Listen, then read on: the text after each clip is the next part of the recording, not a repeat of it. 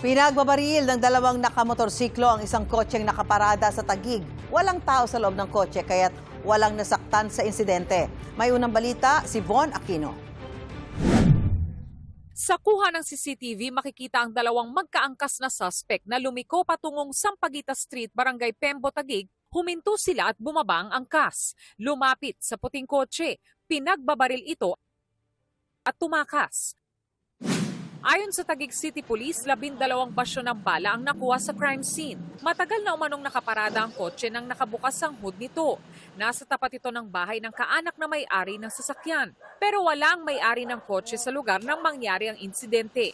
Naghihintay lang po ako ng masasakyan, tapos po bigla na lang po may nagputukan na maraming beses at saka po nagtakbuhan po yung mga tao.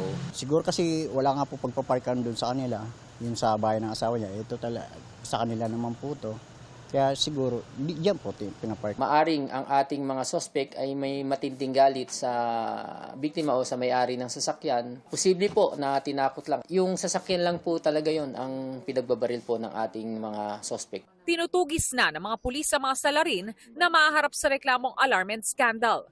Kung may pagbabanta sa buhay ng may-ari ng sasakyan, Kung talaga pong may grave threat po sa kanya, pasok po yung grave threat, then malicious mischief, at kung may makuhaan po natin ng baril po ang ating mga suspect, ay maaari po silang kasuhan ng RA 10591. sinusubukan pa naming kunin ang panig ng may-ari ng sasakyan.